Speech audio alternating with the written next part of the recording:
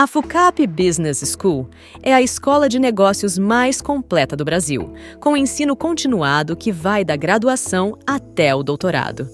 Com sede em Vitória, a FUCAP é uma das top 5 instituições de ensino do país segundo o MEC e, com certeza, pode ajudar a alavancar sua carreira.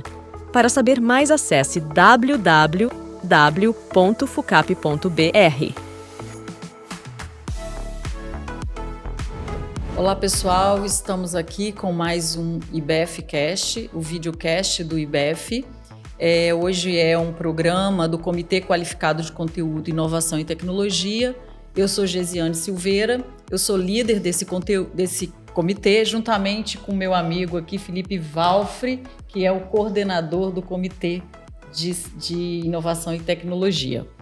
Hoje a gente vai conversar com a professora Roberta, é uma professora da UFES, e a gente quer, antes de começar o nosso bate-papo aqui, que a professora se apresente um pouco mais, fale um pouco mais da formação, da sua experiência, né, já em uma carreira de docência de alguns anos. Muito obrigada, Roberta, por ter aceitado o nosso convite. Não, muito obrigada, Gesiane e Felipe, por essa oportunidade. Eu acho que é uma oportunidade muito interessante da gente fazer uma ponte, né, da universidade, onde a gente trabalha temas de pesquisa que muitos são aplicados, né, diretamente ao mercado, e eu acho que é justamente nesses espaços que a gente consegue fazer essas trocas. Bom, eu estou na universidade desde 2006, né, hoje eu sou professora titular no departamento de informática, tenho mestrado e doutorado na área de sistemas de computação, e numa das minhas especializações que eu fui fazendo dentro de pós-doutorados, eu trabalhei com cidades inteligentes e é onde eu fui convergindo aí para estudo de blockchains, né? Foi desde então que eu tenho me aprofundado, né, nesse assunto, e também leciono uma disciplina nos cursos de engenharia e ciência da computação, nessa área. Você falou uma coisa interessante, né? Você é professora da universidade, eu também sou professora, né? Eu trabalho na UVV, e eu gosto muito de estar com esse pezinho, né, no mercado e acompanhando, enfim. Estou aqui no IBEF também por conta disso, né, para poder fazer justamente esse link da academia com o mercado de trabalho, né, acompanhar como as coisas vão indo. Então, hoje a gente vai falar de digitalização das cadeias de suprimentos e um pouco de tecnologia voltada para essa digitalização. E por que você acha, Roberta, que a digitalização ela é tão importante para o caso Brasil, né? E qual é a importância de se digitalizar as cadeias de suprimento? Então, eu acho que a gente tem que começar lembrando o que é o Brasil, né? É um país de dimensão continental que tem assim uma indústria e o agronegócio bastante diversificado, que implica em processos bastante complexos, né? Então, é muito importante a gente ter um sistema de gestão dessas cadeias de suprimento que seja eficiente. E quanto mais complexo, essa eficiência ela vai acabar ficando comprometida se a gente não usar tecnologia. Portanto, é fundamental que a gente use, né, o que existe de mais inovador, o que existe de mais novo dentro desses desenvolvimentos tecnológicos, justamente buscando resolver essa quantidade de problemas que vem junto, né, com essa diversidade, com essa dimensão, né, que os nossos sistemas de negócio eles têm. Quando a gente fala de cadeia de suprimentos, né, a gente fala de rastreabilidade.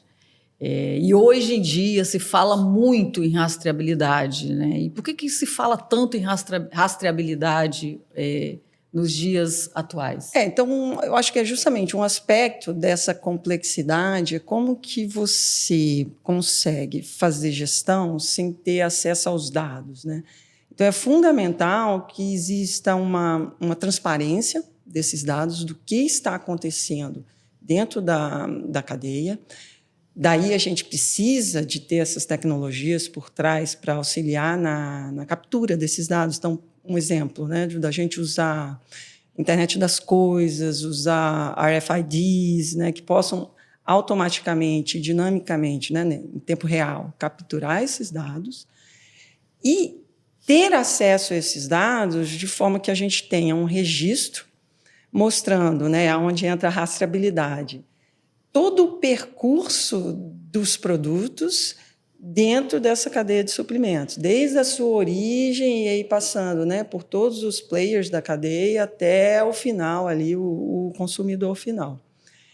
Essa rastreabilidade, ela permite assim, o desenvolvimento de características fundamentais, não só para quem está produzindo, que é, por exemplo, se você quer melhorar a eficiência, se você quer melhorar a qualidade dos produtos, mas também lá para o consumidor final, que hoje é um consumidor altamente exigente, que ele quer saber qual é a origem dos seus produtos, qual é o impacto socioambiental, né, dessas cadeias produtivas, para saber se realmente ele é um produto que ele quer comprar, que ele quer adquirir.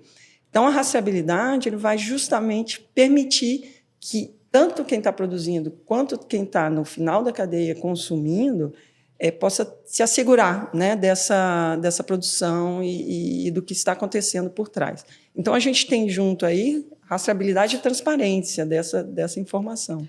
Da originalidade do produto, inclusive, né? Perfeito. Tem determinados produtos, tipo medicamentos, né? Que são produtos que podem ser falsificados, Perfeito. enfim. Então, quando você tem uma rastreabilidade, você tem transparência no fluxo das informações, né, desse produto, você consegue, então, garantir que aquele produto é um produto original.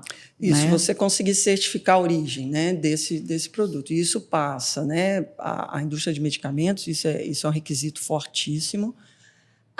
De alimento, agroindústria, né? Agroindústrias. Mas passa por outras áreas também. Quando eu falo, assim, por exemplo, de vinhos orgânicos, né? Hoje a gente já tem soluções que implementam os dados de rastreabilidade justamente para esse nicho de mercado. Porque parece, inclusive, reforça a proposta de valor daquele produto, né? No momento que ele consegue testificar que, de verdade, ele é natural, né? Ele adotou práticas de ESG e outras práticas no seu desenvolvimento, Perfeito. Garantindo que todas as suas jornadas tenham essa rastreabilidade. Não só do original, né? A gente pensando aqui no Pirata, mas também o quanto a gente consegue, a partir disso, formar os processos para encontrar gaps de ineficiência. E quando você trouxe muito bem, né? Cara, o Brasil é gigantesco, é um continente, só o país. Qualquer ineficiência tem uma repercussão na cadeia muito grande. Então, na medida que a gente consegue ter esse olhar na lupa, no fino, e você expande isso numa escala, você gera uma eficiência operacional e, por consequência financeira, gigantesca para a indústria e todo mundo que está ali no processo. Isso, e a gente consegue, além de agilizar esses processos, também melhorar a segurança, melhorar a qualidade, né? E dar visibilidade a todos os atores envolvidos, a todos os stakeholders, daquilo que eles precisam ver, sim, né? Daquilo sim. que cada um precisa saber sobre o produto. Como você falou, né? Até o consumidor final. Sim. Ele tem interesse em determinadas informações sobre o produto e que ele pode ter acesso por meio da tecnologia, né? De tecnologias que podem ser utilizadas para fazer esse rastreio àquelas informações, né, que ele... E, na verdade, eu acredito, Gesiane, que é o grande motor para que a indústria busque essa inovação, essa digitalização. Esses níveis de exigência que o consumidor final... O mercado vai pautando, né? E quando a gente fala de começar a exportar, aí os países estão criando um nível de exigência que pressiona toda a cadeia. Sim. E, a partir disso, ele pressiona Sim. a eficiência, Sim. pressiona tudo, qualquer coisa... E vem as questões regulatórias exato, junto, impacta, né? Tem todo um efeito cascata ali na cadeia, né? E como que o uso de tecnologias avançadas daria um suporte para que essa rastreabilidade ocorresse da melhor forma, né, possível, com a maior eficiência possível e transparência? Assim, na verdade, o que é solução é um problema, né? Porque, no fundo, esses sistemas são complexos, você implementar rastreabilidade de forma confiável, né? Em que você tem uns registros e que esses registros não possam ser adulterados. Essa é uma questão muito importante. Que você tenha acessibilidade, transparência a esses registros, né, por todos os players da cadeia, ou em função dos direitos de acesso que sejam definidos em função desses players. Isso é bastante complexo. É onde as tecnologias inovadoras elas precisam ser implantadas. E uma tecnologia que tem assim, justamente se destacado, poderia assim, ter sido considerada como disruptiva mesmo, na verdade, em diferentes áreas, né? Não só quando a gente fala das supply chains, mas assim, diferentes setores da indústria são as blockchains. Por quê? Porque quando a gente olha para uma blockchain, o que ela é? Ela representa para a gente um registro distribuído, onde a gente tem transações, e essas transações elas são imutáveis. Então, dentro de uma cadeia, de uma blockchain, você não consegue efetivar nenhum tipo de adulteração sem que nessa rede, né, sendo o sistema distribuído, haja uma identificação dessa adulteração. Então, é um registro altamente confiável, né? E esse aspecto de você não poder alterá-lo, adulterá-lo, isso traz a segurança fundamental que é exigida para esse tipo de solução de rastreabilidade. Além disso, é um sistema inerentemente distribuído. Então, uma vez que você tem a rede, todos os nós dessa rede têm acesso a esses registros. Então, você não pode... você até poderia definir regras de privacidade, obviamente, mas você facilita o acesso a essas transações. Então, a gente consegue os níveis de transparência que são fundamentais para a implementação de rastreabilidade. Aquilo que a gente falou anteriormente, né? Dá a cada um a visibilidade, né? Que precisa ser naquele momento para aquele stakeholder específico. Isso. E quando a gente olha de novo, normalmente as supply chains são complexas e você envolve nessas supply chains empresas, né, que são CNPJs diferentes, que não necessariamente têm relação de confiança entre elas. E você saber que você está num ambiente, num sistema em que por trás você tem uma blockchain que me garante a confiabilidade dos registros, vamos dizer assim, ele instiga essa relação de confiança entre os players da cadeia. Ele vai garantir o negócio como um todo. Exato, assim. exato. Ele garante essa confiança que é necessário, que é inerente nessas relações e que às vezes É fundamental. pode né? não existir, né? Normalmente, Porque exato. são players diferentes, né? Que não se conhecem. E aí é onde você tem... Eu tenho assim, um arcabouço tecnológico por trás da blockchain que basicamente usa criptografia, né? Então é um poder computacional que me garante que uma informação que está ali dentro ela não vai ser adulterada, pelo menos com o poder computacional que a gente tem hoje, né? Sem entrar aí nas questões sobre a computação quântica e tal, que ainda não é uma realidade comercial, né? E isso justamente permite que a gente tenha a garantia dessa imutabilidade, né? Desses registros. Isso é uma novidade, né? Assim, o uso de blockchains para uma área diferente da cripto. Sim. Na verdade, as pessoas conhecem mais a blockchain, ouvem falar. Ela se popularizou, vamos dizer assim, né? Veio com o Bitcoin, né? Que na verdade nem ele pegou carona nisso, que ele foi lançado para ser uma plataforma de pagamento, né? Como um PayPal da vida. Ele não nasceu, né? Não foi criado lá por Nakamoto para ser uma criptomoeda, mas enfim, acabou virando a criptomoeda de maior valor de mercado. E colocou a blockchain conhecida. Né? Porque veio, quando começou a ideia de contratos inteligentes, que o próprio Bitcoin não implementa dentro dele, mas que o Ethereum, quando foi lançado, ele vendeu isso e vendeu muito bem, isso tornou assim, o rol de aplicações gigante, porque permitir que eu tenha regras implementadas num programa, num código, que seria esse contrato inteligente, e essas regras não podem ser alteradas. né? Então, imagina o nível de confiança e o tipo de aplicação que você consegue definir quando você tem esse tipo de... Existibilidade automática, né? Então, Exato, ela está se exato. auto-executando. Então, por exemplo, no caso das supply chains, a gente consegue implementar e automatizar processos mesmo quando a gente combina essas diferentes tecnologias. Dando um exemplo muito simples, imaginem, em que a gente tenha um transporte sendo realizado de uma carga. Essa carga, automaticamente, quando ela chega, né, numa warehouse, né, num centro de distribuição, ela é detectada por meio das antenas RFID. Essa detecção desse evento, dessa chegada, pode disparar uma regra num contrato inteligente e o próprio contrato poderia, por exemplo, realizar o pagamento do transporte à empresa que realizou. E sem a quebra de contrato, né, sem aquelas questões de confiança que tem que ser, né, intermediários que apareceriam no meio desse processo, intermediários tanto financeiros quanto de verificação de eventos, essas coisas todas. Simplificaria muitas coisas. Simplificaria. Né? Diminui o processo, né? Se diminui as fricções do processo, diminui o custo do processo, já que eu estou fazendo direto. Não preciso daquele agente de confiança para fazer uma intermediação financeira, por exemplo, que a gente já está fazendo direto. Exatamente.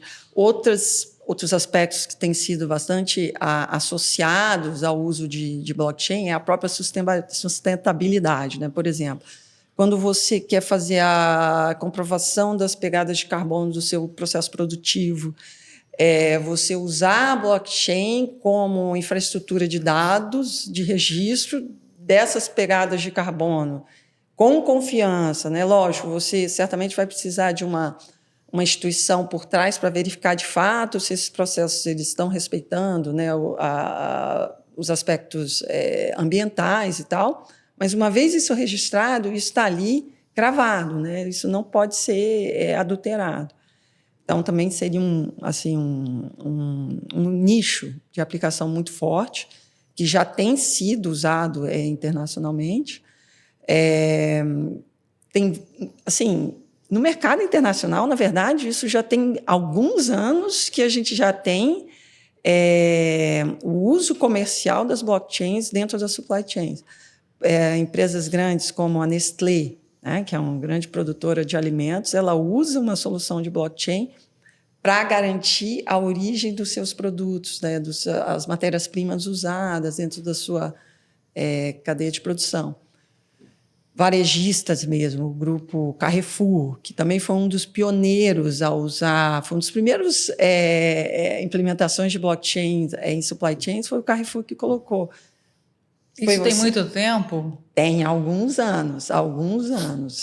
Eu acho que, assim, dentro de uma janela de 10 anos, a gente já tem visto essa solução. Quando fala de tecnologia, 10 anos é muita coisa. Claro, é uma década, né? Já é muito tempo mesmo.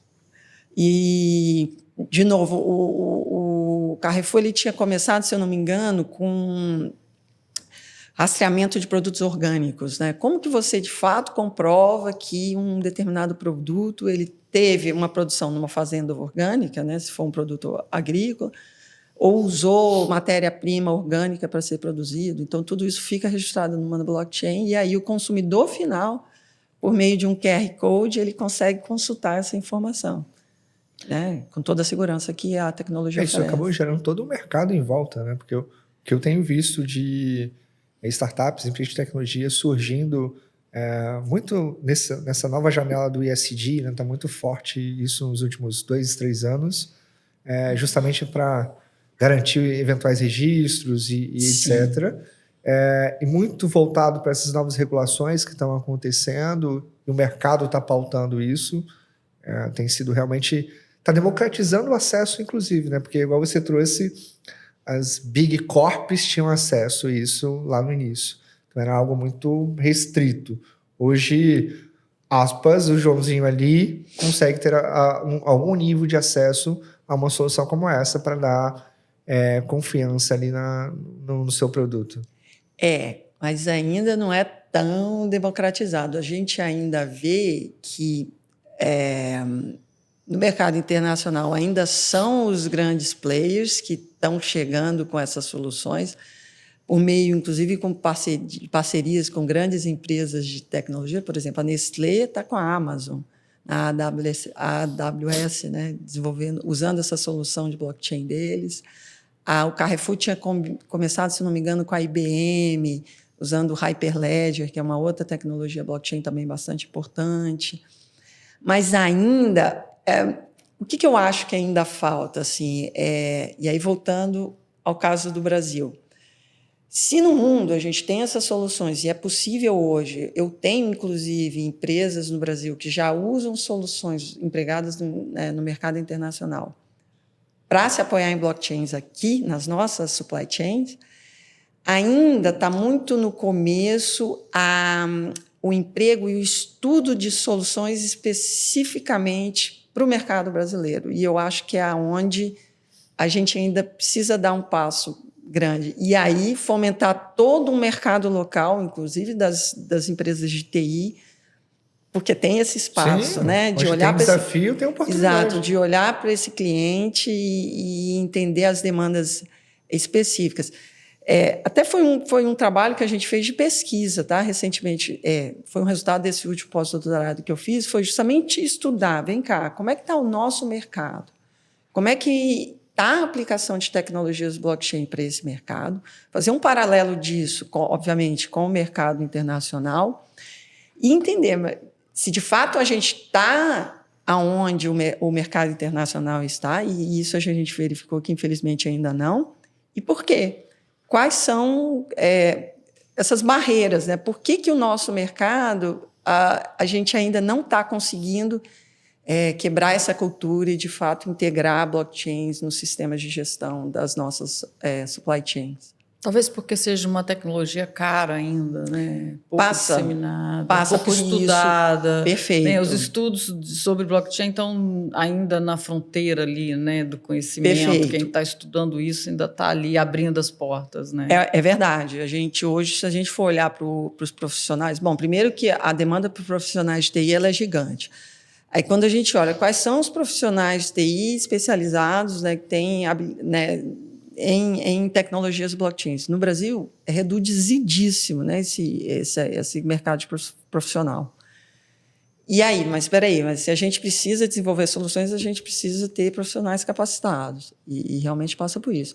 Mas eu acho que também tem outras questões, e coisas que a gente foi identificando nesse estudo. Até questões culturais, que a gente não vê no mercado internacional. Por exemplo, existe preocupação das nossas indústrias, muitas vezes não é necessariamente positivo eliminar um intermediário. Como assim não, né? Se você vai melhorar a eficiência. Não, porque muitas vezes foi construída uma relação de confiança com esse intermediário que tirar ele da cadeia nesse momento poderia implicar numa quebra de confiança com os outros atores da minha cadeia. Você acha que isso é particular do Brasil? Assim, eu tendo a acreditar que sim, porque eu não consegui ver, né, e aí baseado em textos acadêmicos, obviamente, mas eu não consegui ver isso relatado em nenhum outro trabalho. Então, bem, onde tem desafios, tem oportunidades. Aqui a gente também tem um público empreendedor. Onde que empreendedores poderiam enxergar oportunidades de desenvolver soluções para esse mercado brasileiro, que, como você bem disse, tem as dores, talvez não tenha, existem questões culturais, existem questões de mercado, mas existem talvez gaps aqui que possam trazer oportunidades aí para o empreendedor. Eu acho que assim, a sacada é entender primeiro que as nossas supply chains, elas já existem hoje, né, nesses sistemas de gestão, um conjunto de sistemas legados que já estão assim, em produção. Então, entender que a gente não pode simplesmente querer substituir isso, né? Isso não vai funcionar, porque o custo disso vai ser altíssimo. Então, o gap ali seria como eu posso integrar essa tecnologia, permitindo ainda que eu mantenha essa gama de sistemas legados. Usar essa tecnologia de forma integrada ao que já existe. Isso diminuiria bastante os custos, né? Porque você não mexeria naquilo que tem ali embaixo. Não elimina o que já existe. Não elimina, né? mas aproveitando melhor esses dados. Então, eu, essencialmente, ter a capacidade de puxar esses dados, pensar ainda em como usar, que é outro problema do nosso mercado, né? Ao contrário do que a gente encontra lá fora. Existe pouca padronização dos dados em si. A GS1 tem lutado com isso, Exato, né? esse esforço que a GS1 tem feito, eu acho que é um esforço que essas... GS1? a tradução eu não vou saber, mas eles são responsáveis por definição de padrões. Ah, tá. Legal. Os códigos de barra são eles Entendi. que... Legal. Diretamente ligados Nós enfrentamos muito isso no direito. aos sistemas produtivos. O judiciário brasileiro sofreu um desafio gigantesco em padronizar a linguagem do judiciário para conseguir, inclusive, gerir os bancos de dados. Né? É o esforço que o GS1 tem feito justamente nos processos das cadeias produtivas, né? Das supply chains. E, enfim, usar padrões, isso pode auxiliar até as empresas de TI a vender melhor essa solução, porque isso tem um apelo até de regulamentação mesmo que são exigidos. E às vezes tem que vir no top-down mesmo, né? Algum regulador colocar isso. Exato. E eu acho que assim, pegar essas demandas específicas, entender aquele cliente, peraí, o que eu preciso? E pensar nessa especificidade. E aí ter uma solução que, ao mesmo tempo, atenda a essa dor, mas que possa ser replicada para outros clientes dentro do mesmo cenário, né? Que é o mercado nacional. A gente tem uma startup que faz algo parecido, mas eu acho que ela não... Aqui, capixaba, mas eu não sei se ela faz nesse contexto que você trouxe. Eu acho que vale até... Não, existe mercado. Isso existe. E por quê? O outro problema é a desconfiança que o mercado tem da própria tecnologia blockchain, né? Ligada à ideia de criptomoeda, né? De ser algo não rastreável, e aí até de negócio no fundo, que foi o que aconteceu lá no começo com o Bitcoin. Por que houve toda essa popularidade? No fundo, foi do envolvimento da tecnologia com... coisas erradas. Que não deveriam ter sido, né? Mas, enfim, estamos em outro bom momento agora. E aí usar o melhor dessa tecnologia. E aí, quando você tem... É muito diferente você ter uma empresa aqui, nossa, desenvolvendo uma solução para o mercado local e que você pode desenvolver um nível de confiança, né, de você realmente entregar e mostrar.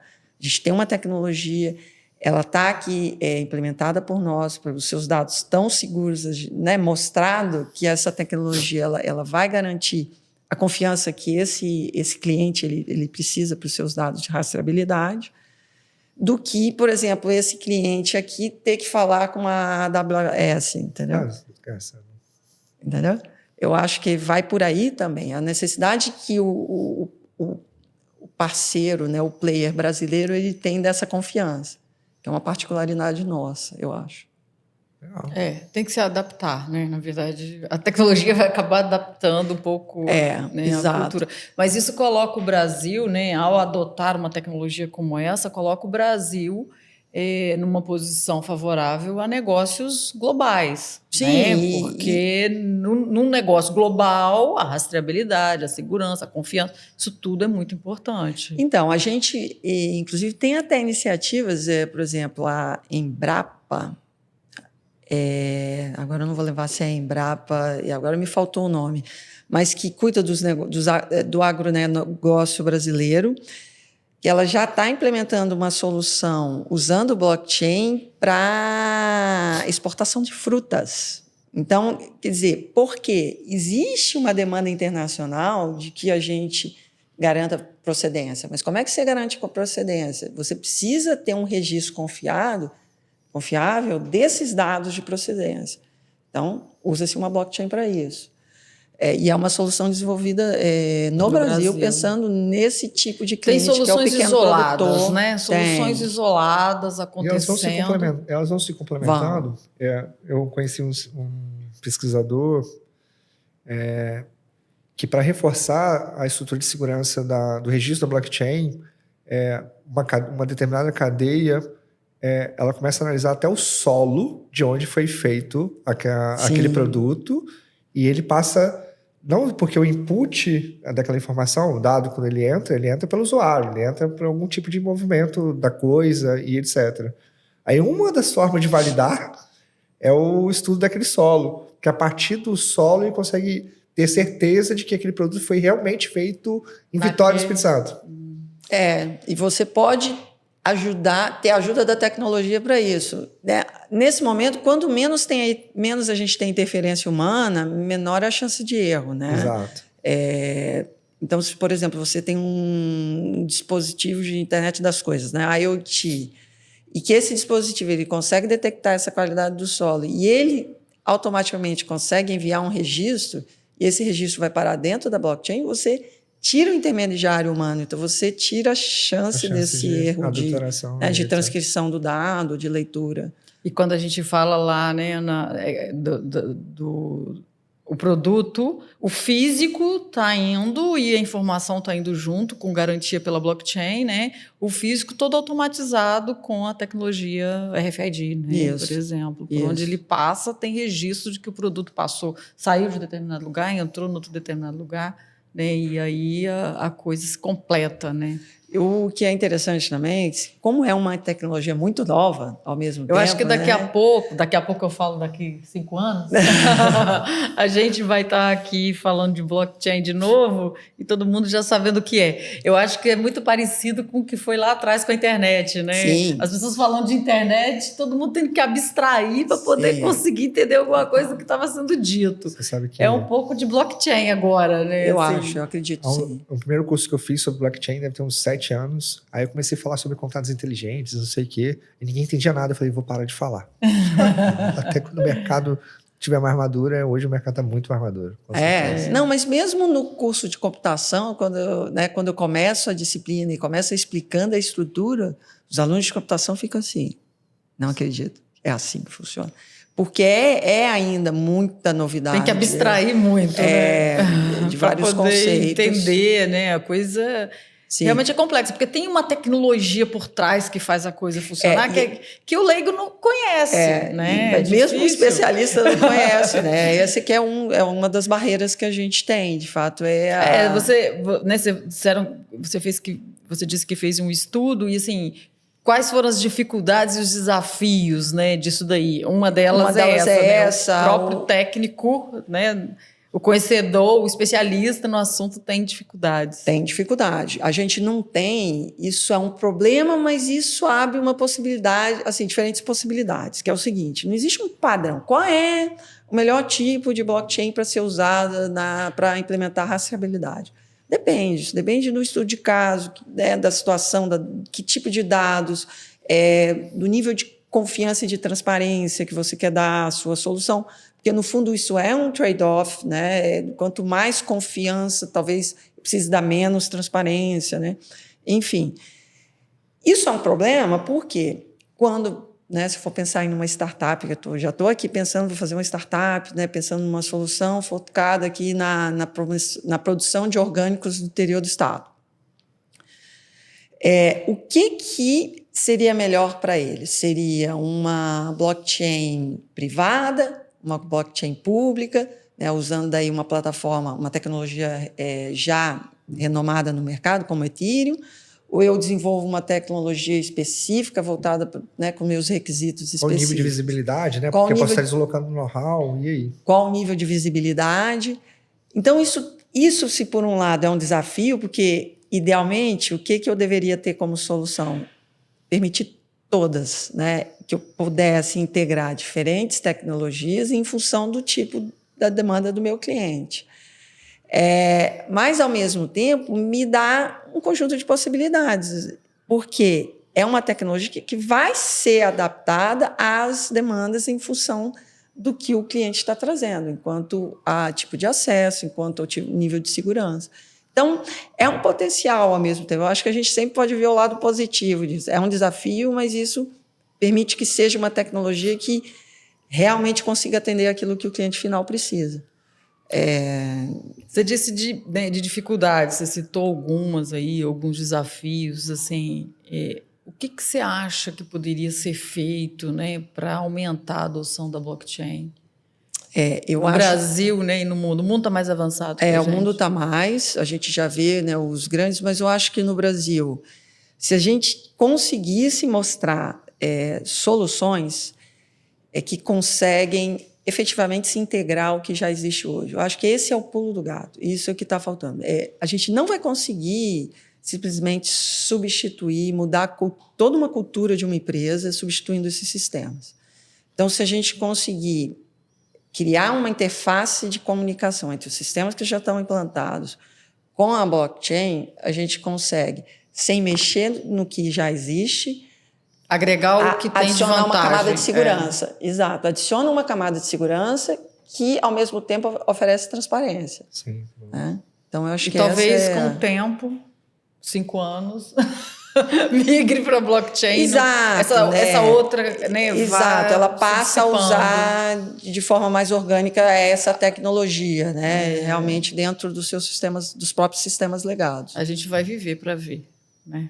Vai ser a evolução natural, né? Felipe? Há 7 anos você estava falando de blockchain. Você parou, agora você está falando voltando, de novo. Né? Não, mas voltando, por exemplo, que a Gesiane deu da internet, né? Há muito tempo atrás, né? Nós não éramos vivos ainda, não vimos isso acontecer. A gente não era vivo ainda. No fundo, como que as empresas tinham que lidar naquela época? Elas não substituíram os seus sistemas. Não. Elas começaram a criar portas de comunicação, por exemplo, de um banco de dados que existia com a internet. E aí, com a evolução, esses sistemas foram integrando de fato. Processo de transformação, né? De transformação. É um trem, estamos indo. Vamos ninguém pegando as pessoas internet. Até encher o trem todo. Exatamente. Hoje ninguém vive sem internet. Exatamente. Tem um colapso aí na internet para o mundo. Isso. E aí eu acho que também tem uma outra coisa que eu acho que é muito ligada ao mercado brasileiro, que é a questão cultural. Dar um exemplo, assim, quando a gente fala de transparência, no mercado internacional é unanimidade. É óbvio que tudo tem que ser transparente.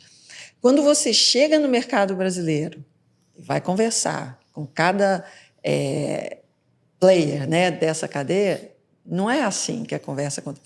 Muitas vezes existe uma desconfiança sobre os níveis de transparência. Não se deseja esse nível de transparência total. O que se deseja, sim, é poder ter transparência, mas com controle, que é uma questão cultural brasileira, no fundo, é a questão da desconfiança, né, de você, até onde eu posso, de fato, expor a minha informação. Enfim, então, isso também pode ser uma barreira. E aí isso tem que ser construído, né? Essa solução ela tem que ser construída, inclusive, considerando isso. Olha, a gente consegue, apesar de estar oferecendo transparência, mas são níveis.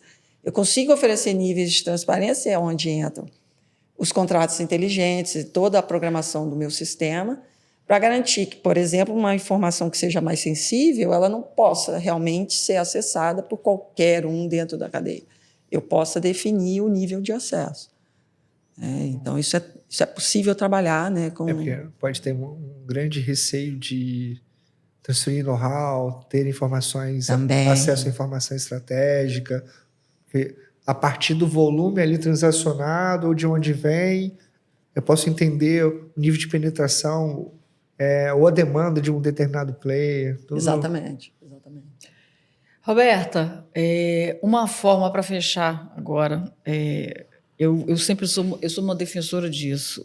Eu acredito muito na cooperação, né, do mercado com a universidade. Eu acho que a universidade ela produz muito conhecimento, né? Vai fundo no conhecimento, que é o conhecimento que produz inovação de fato e que gera e que alavanca, ele não é raso, né? Ele está pautado lá na ciência, profundo. E eu acredito muito nessa cooperação, né, entre universidade e as empresas. A gente já tem visto iniciativas, né? O próprio governo do Estado, por meio da FAPES, incentiva isso, né? Esse compartilhamento, essa união. Como que você vê isso, assim, né? Você começou falando, né, que legal poder né, botar o pezinho no mercado, assim, enquanto professora, né, falar um pouco com esse outro público. Como que você vê isso? Eu acho fundamental, iniciativa? fundamental. Tanto para a área acadêmica, que você consiga chegar, de fato, na sociedade, no mercado, e ter esse mercado, esse espaço para a gente poder aplicar essas tecnologias. Porque tem muita tecnologia sendo desenvolvida na universidade, né? E que às vezes está ali precisando mesmo dessa chance de uma aplicação mais direta. É claro que existe pesquisa fundamental, né? Que aí está lá atrás, né? Olhando isso como uma cadeia de suprimentos, né? Está lá atrás. A pesquisa de base. Né? Mas muita pesquisa aplicada. E é onde a gente precisa mesmo. É necessária essa parceria. Porque senão a gente não consegue fazer provas de conceitos efetivas. Né? Fazer um science to business. Tem um movimento muito forte, né? Voltando para isso. A gente está desenvolvendo, inclusive, algumas iniciativas em universidades, especialmente em São Paulo, justamente para identificar essa oportunidade enquanto investidor ali, né?